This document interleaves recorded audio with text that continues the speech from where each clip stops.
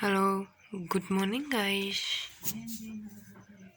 आज हम पढ़ने वाले हैं संधि। संधि क्या होती है, कितने प्रकार होते हैं इसके, आज देखेंगे।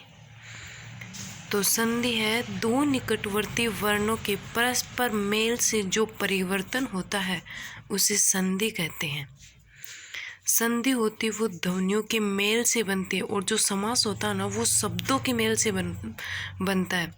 संधि के प्रकार, संधि 3 प्रकार की होती है: स्वर संधि, व्यंजन संधि, विसर्ग संधि। स्वर संधि है वो स्वरों के मेल से जो परिवर्तन होता है उसे स्वर संधि कहते हैं। ये स्वर संधि होती है, ये 5 प्रकार की होती है। और स्वर संधि है वो वर्णमाला में ऋषि के अतिरिक्त स्वर होंगे, वो 5 प्रकार के होते हैं। जैसे फर्स्ट वर्ग में आता है ए से ए और आ। दूसरा आता है ई वर्ग, ई में ई, छोटी और बड़ी ई। तीसरा होता है ऊ वर्ग जिसमें छोटा ऊ और बड़ा ऊ आता है। चौथा होता है ए वर्ग जिसमें ए और ऐ आता है। पांचवा होता है ओ वर्ग जिसमें ओ और औ आता है। तो स्वर संधि होती है जो स्वरों के मेल से जो परिवर्तन होगा उसे स्वर संधि बोलते हैं। ये 5 प्रकार की होती है। इसके 5 प्रकार है: दीर्घ स्वर संधि, गुण संधि, वृद्धि, यण और अयादि संधि। ये होते हैं स्वर संधि के 5 प्रकार होते हैं। तो पहला आता है दीर्घ स्वर संधि। दीर्घ स्वर संधि में यानी उसका बड़ा स्वर बनना है। जैसे एक ही वर्ग के 2 स्वरों का मेल, जैसे ए वर्ग के अंदर ए और आ है, तो इसमें छोटा ए और ए मिलकर आ बनता है। तो दीर्घ में दीर्घ स्वर बड़ा स्वर बने। जैसे दीर्घ की परिभाषा है एक ही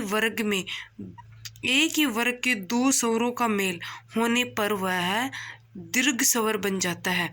जैसे ए और आ प्लस ए आ, एक ही वर्ग के बनने हैं।